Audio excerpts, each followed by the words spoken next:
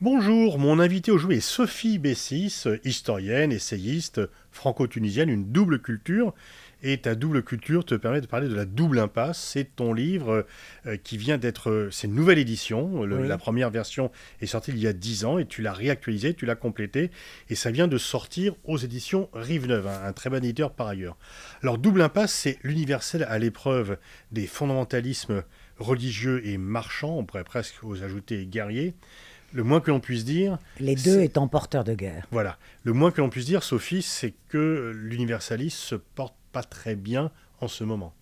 Alors, moi, j'ai abandonné le terme d'universalisme pour le remplacer par le terme d'universel, d'abord. Parce que je crois que l'universalisme est beaucoup trop connoté à l'aventure occidentale. Ah, Voilà. C'est-à-dire que les pays occidentaux, l'Europe d'abord, puis son expansion nord-américaine, se sont emparés de cet universalisme pour prendre le contrôle de la planète. En gros, au nom d'un universalisme dont cet Occident aurait été le seul dépositaire et le seul garant.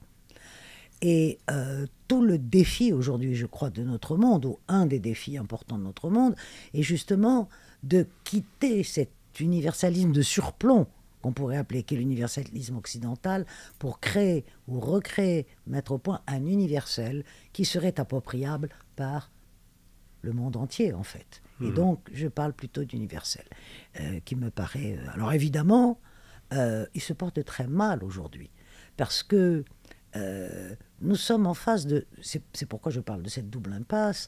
Nous sommes en face de deux problèmes, sans parler de tous les autres. Mais ceux sur lesquels je m'attarde dans cet ouvrage. C'est l'un, effectivement, qui est le règne absolu du monde marchand, que j'appelle le Dieu marchand, en fait, et qui s'est emparé de toutes les sphères de l'activité humaine. Il n'y a plus une seule activité humaine qui, aujourd'hui, soit en dehors de la sphère marchande, puisque la sphère marchande colonise également le vivant, tout le vivant, que ce soit les cellules, etc. Or, que produit ce fait social total, qui est la sphère marchande? Produit un individu solitaire qui ne fait pas société. Ce n'est pas un sujet politique, c'est un individu qui doit consommer, consommer, consommer, consommer pour pouvoir alimenter la machine de cette sphère la marchande. notion de collectif Mais disparaît. il n'y a pas de collectif politique. Cet individu-là ne produit pas de collectif politique. Et donc ne peut pas, évidemment, participer de ce qu'on appelait naguère le genre humain au sens politique du terme. De l'autre côté, les fondamentalismes religieux, quels qu'ils soient, on insiste beaucoup sur le fondamentalisme musulman, qui est un fondamentalisme incandescent, incendiaire aujourd'hui, mais ce n'est pas le seul dans le monde. C'est pas le seul. On connaît la capacité de nuisance de tous les évangélismes de l'ère protestante, et on a sous les yeux, depuis plus d'un an, la capacité de nuisance du fondamentalisme juif en Israël, de ce suprémacisme qui est arrivé jusqu'au sommet du pouvoir. Or, ces fondamentalismes sont par définition anti-universalistes, complètement, puisqu'ils reposent sur une vision totalement fantasmée d'une identité recluse, d'une identité fermée, et qui ne... Et supérieur aux autres. Pardon? Et supérieur aux autres. Supérieure aux autres, bien entendu, puisque c'est elle qui porte la vérité. Hein. On est devant des régimes de vérité totalement concurrents, en réalité, et qui est incapable aussi de produire de l'universel. Et troisième danger, plus qu'un danger, que j'aborde assez largement dans cet ouvrage, c'est que les Occidentaux, qui se sont toujours posés comme garants, comme je le disais il y a un instant, de cet universel, ne cessent d'en parler, ne cessent de parler de ces valeurs qu'ils ne définissent d'ailleurs jamais de façon extrêmement exacte, mais les violent tous les matins en se réveillant, si je puis dire. C'est-à-dire qu'aujourd'hui, on assiste à un discours de sacralisation de valeurs dont on ne sait pas trop à quoi elles ressemblent, et de violation, à supposer que ce sont des valeurs de démocratie, de respect, de la dignité humaine, de respect de la liberté. Eh bien, elles sont violées tous les jours, et toutes les guerres, et tout ce qui se passe sous nos yeux depuis depuis le début des années 2020, parce que je crois que depuis le début des années 2020, nous sommes entrés dans une nouvelle phase, disons, de conflictualité contemporaine, incontestablement, eh bien tout ce qui se passe montre que, eh bien, cette déconnexion dont l'Occident s'est fait une spécialité, si je puis dire, entre ce qu'il dit et ce qu'il fait, porte des coups abominables à cette recherche d'un consensus universel sur lequel pourrait reposer la paix entre les individus. Est-ce qu'il n'y a pas un exemple parfait de tes propos dans l'attitude de la plupart des pays occidentaux par rapport à un mandat d'arrêt émis par la Cour pénale internationale à l'encontre de Netanyahou en disant c'est une démocratie, on ne peut pas faire ça, on peut le mettre sur le même plan qu'un groupe terroriste. Il y a quand même eu, les pays occidentaux ont été pris au propre piège de leur rhétorique. Tout à fait. Alors c'est un exemple absolument caricatural de ce qu'on appelle le double standard.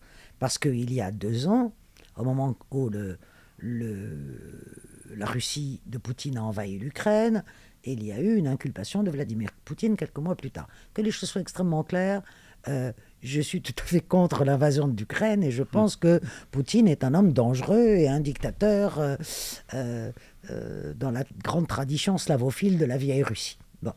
Donc cela n'empêche que Netanyahou et Poutine ont été inculpés pratiquement sur les mêmes chefs d'inculpation, c'est-à-dire crimes de guerre, crimes contre l'humanité, etc. Tous les pays occidentaux se sont félicités de l'inculpation de Poutine immédiatement, en disant que c'était formidable, que pour une fois, la CPI avait fait son boulot. Triomphe du droit. Triomphe.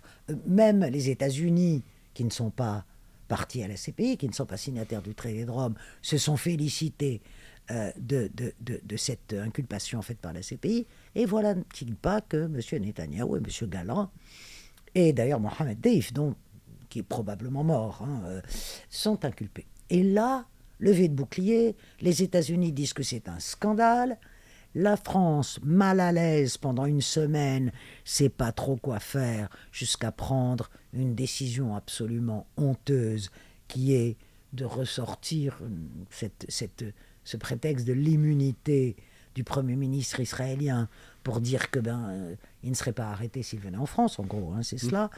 Et donc voilà un exemple tout à fait probant de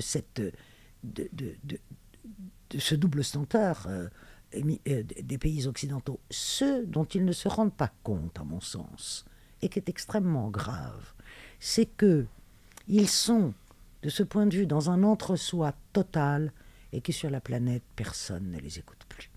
Ou alors a des rapports avec eux selon leurs intérêts, bien entendu. Je veux dire, les États n'ont pas d'amis, donc des intérêts, chacun sait cela. Mais plus personne ne les écoute, plus personne ne les entend. Donc ce discours sur les valeurs est quelque chose qui est un discours en circuit fermé, en réalité.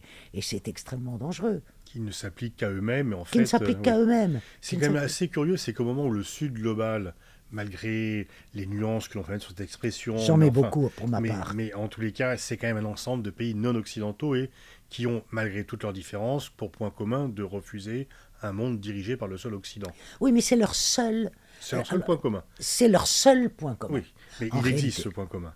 Et donc, au moment où ces pays, donc ceux qui refusent que le monde soit dirigé par les Occidentaux et uniquement par eux, prennent quand même de plus en plus d'importance, les Occidentaux n'ont pas l'impression de réaliser cela et font comme si de rien n'était, comme si le monde était resté bloqué dans les années 60. Ils ne font pas...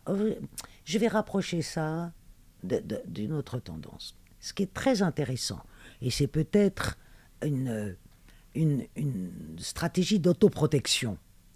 Je lisais plusieurs articles ces dernières semaines sur le fait que plus le dérèglement climatique est patent, plus il se voit, plus on voit les conséquences de ces dérèglements dans les catastrophes qui se multiplient, plus il y a de climato-sceptiques de par le monde.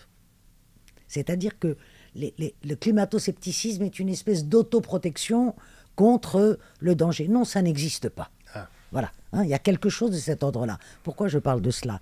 Parce que les Occidentaux savent, en réalité, qu'aujourd'hui la Chine est la première puissance mondiale, que l'Inde est une grande puissance, dirigée certes par un gouvernement néofasciste, bien sûr, qui est d'ailleurs, je le dis en passant, a des relations absolument privilégiées avec le gouvernement de M. Netanyahou. Donc vous voyez que le Sud global est quand même très hétérogène sur ces alliances. Il ne faut pas oublier. Mais les pays occidentaux... Moins maintenant quand même, depuis Gaza, ils craignent un peu la concurrence sud-africaine, et ils ont été obligés de prendre des distances quand même. Ce qui est très intéressant, c'est d'abord, la proximité, parce que je crois que si le gouvernement israélien actuel, revenons-y pour une minute, qui est un gouvernement d'extrême droite, c'est l'évidence, et a une proximité avec tous les pouvoirs d'extrême droite sur la planète, qui vont de M. Orban à M. Modi. Parce qu'il y a un socle idéologique commun, qui est un ethnocentrisme à base religieuse ou pas, d'ailleurs ça dépend, et donc ce socle idéologique commun fait qu'il y a une solidarité avec cette extrême droite israélienne qui me paraît extrêmement importante. Ce qui est le cas du gouvernement de M. Modi. Ça, c'était une digression, mais effectivement, c'est une grande puissance mondiale.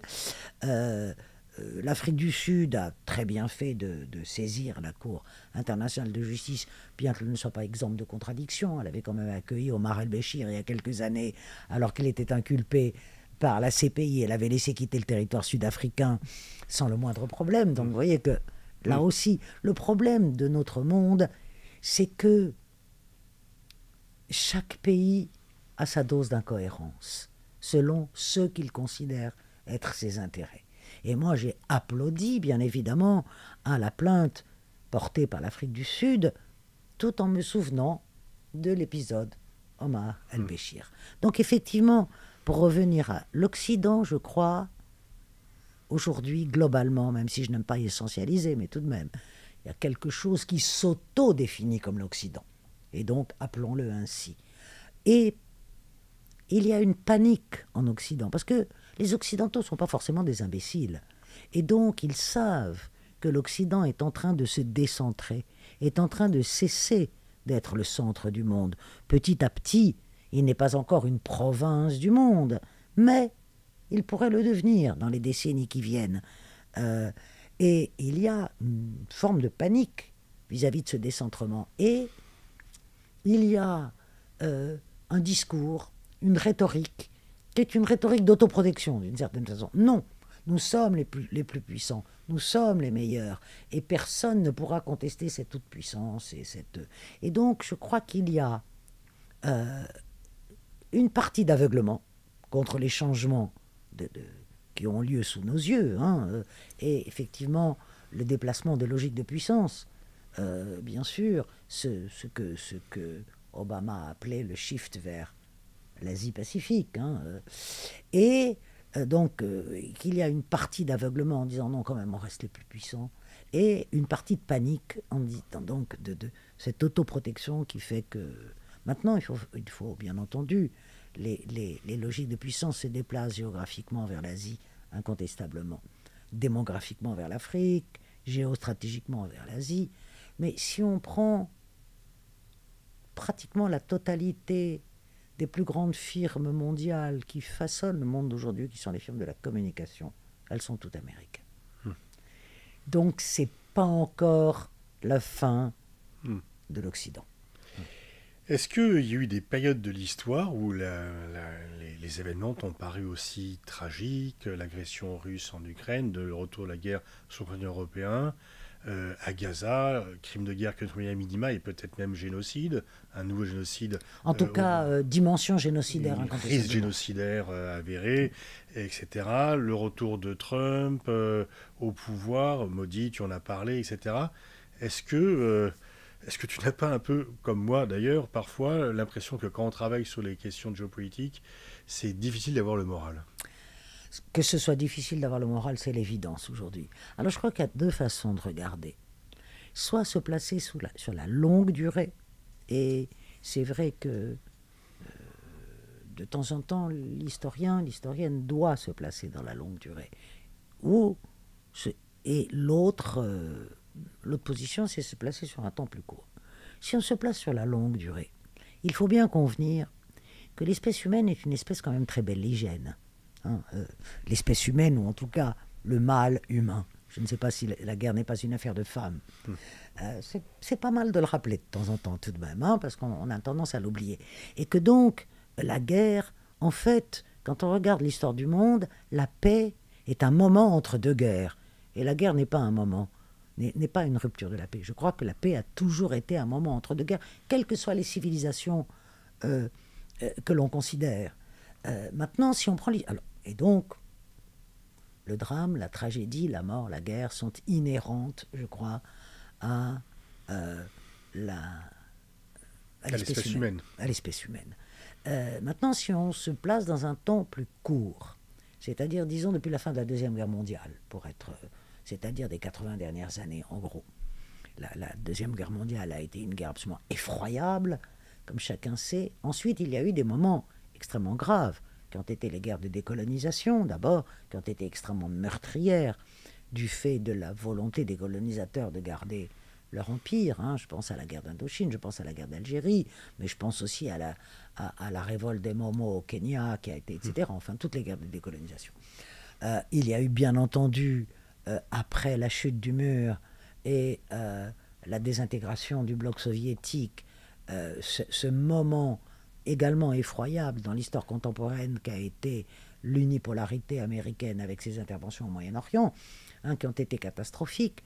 Mais je crois tout de même, si on se place dans cette séquence historique-là, que nous entrons dans une période de ténèbres. Et je pèse mes mots, c'est vraiment une période de ténèbres. Une période de ténèbres, pourquoi? Parce qu'on a l'impression qu'il n'y a plus aucune capacité d'inhibition entre que tous les belligérants que nous voyons sous nos yeux sont totalement désinhibés. Poutine, totalement désinhibé. Ne parlons pas du gouvernement israélien, qui est pris par son hubris, par cette espèce de vertige de la puissance, qui fait que il s'autorise tout, absolument tout. Mais M. Trump aussi est quelqu'un de totalement désinhibé, je veux dire. Et donc, et on sait très bien également que toute cette architecture internationale qui avait été mise en place depuis la Deuxième Guerre mondiale est en train de s'effondrer totalement aujourd'hui. Et alors, qu'est-ce qu'il y a comme barrière, comme autorité régulatrice devant les tempêtes dont nous sommes les observateurs impuissants aujourd'hui? Eh bien, il n'y a rien. Et c'est pourquoi je pense que nous entrons dans une période particulièrement difficile et je dirais particulièrement tragique. Si on ne voit pas trop, effectivement, comment les choses pourraient s'arrêter. Alors, Russie-Ukraine, oui, il peut y avoir la fin de la guerre selon Trump avec une perte de territoire. Avec 20% du territoire qui reviendra à la Russie. Donc, violation grave du droit international. Tout à fait. Mais par contre, sur Gaza, on ne voit pas comment... Parce que même s'il y avait enfin un cessez-le-feu, on ne voit pas quelle solution pourrait être mise en place à Gaza. Et ceux qui, en interne, contestent Netanyahou ne le contestent pas pour sa négation de la création d'un État palestinien. Non, il y a en Israël une moitié de la population qui conteste le pouvoir de M. Netanyahou, mais pas pour des questions coloniales. Et donc il y a un quasi-consensus, malheureusement. Il y a des groupes tout à fait formidables en Israël hein, qui essayent de se battre contre cela, mais il faut bien reconnaître qu'ils sont archi-minoritaires. Et ils sont en danger. Et qui sont en danger, qui plus est. Je pense à B'Tselem, je pense à... D'ailleurs, insuffisamment soutenus, la France ne soutient pas ces groupes-là. Personne ne les soutient. Ils sont tout seuls. Ils sont tout seuls. Personne ne les soutient. Aucun pays occidental ne soutient la seule opposition valable à ce qui se passe aujourd'hui en Israël, c'est-à-dire l'opposition anticolonialiste. Voilà. Il faut appeler un chat à un moment. Hein. Donc personne ne les soutient. Ils sont vraiment tout seuls. Parce que les pays occidentaux, sous la houlette américaine, mais la France a changé de politique sur ce plan-là à partir de Sarkozy essentiellement, hein, où la France avait une politique quand même beaucoup plus équilibrée. Jadis, je ne remonte même pas à la politique gaulliste, mais tout de même sous Mitterrand, la politique... Chirac, oui. Et Chirac, on sait les démêlés qu'il avait eus avec la police israélienne quand il était allé en Cisjordanie. Depuis Sarkozy, la France est alignée. Comment tu l'expliques? C'est la peur d'être accusé d'antisémitisme? Alors ça, je pense que bien sûr qu'il y a cette peur. Mais elle ne suffit pas à expliquer. Elle existe, elle est importante. C'est un moyen de chantage des Israéliens qu'ils utilisent ad nauseam, puisque quand M. Netanyahou a été inculpé il y a quelques jours, il a dit que la CPI était antisémite. C'est tout ce qu'il a trouvé à dire. C'est-à-dire, si ce n'était pas tragique, ce serait ridicule. Mais ça marche. Mais ça marche. Ça ne veut pas dire qu'il n'y a pas d'antisémitisme. L'antisémitisme existe, bien sûr. Et il ne faut pas en sous-estimer l'ampleur.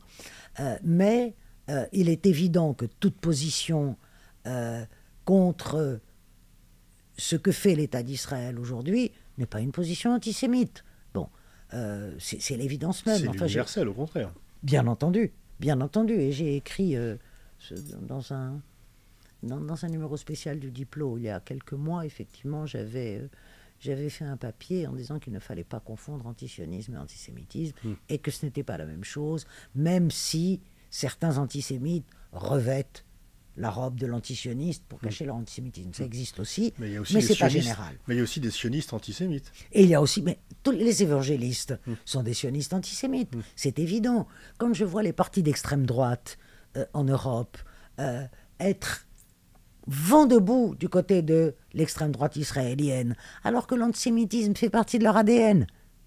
Je dis, ce sont des sionistes antisémites, évidemment, évidemment. Donc, là aussi, la politique est friande de paradoxes, et en voilà un supplémentaire. Donc, effectivement, on pourrait se demander pourquoi cet appui inconditionnel à Israël. Bon, pour les États-Unis, c'est assez... ce qu'on oublie de dire, d'ailleurs, c'est qu'il est assez tardif, cet appui. Ils avaient bloqué l'immigration juive au début du XXe siècle. Tout à fait, mais même, si on se rappelle, si on fait un peu d'histoire, en 1956, les États-Unis avaient stoppé l'agression tripartite.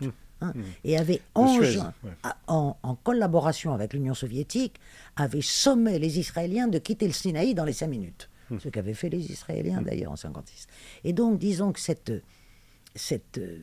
ce lien très important date de 67 plutôt. Bon,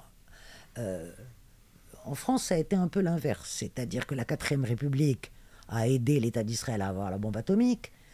De Gaulle a renversé la situation et on est revenu presque à ce que faisait la 4e République en France.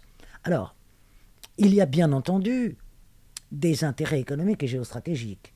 Il faut pas... Israël se présente comme la pointe avancée de l'Occident dans une région hostile, avec une armée extrêmement puissante, comme on sait, et ce n'est pas négligeable. Ensuite, il ne faut pas oublier, même si je dis des choses qui paraissent simplistes, mais tant pis, j'ose le simplisme, c'est que quand même, les complexes militaro-industriels ne se sont jamais aussi bien portés que depuis 2 ou 3 ans. La consommation d'armes et les budgets de la défense sont en train d'exploser absolument partout.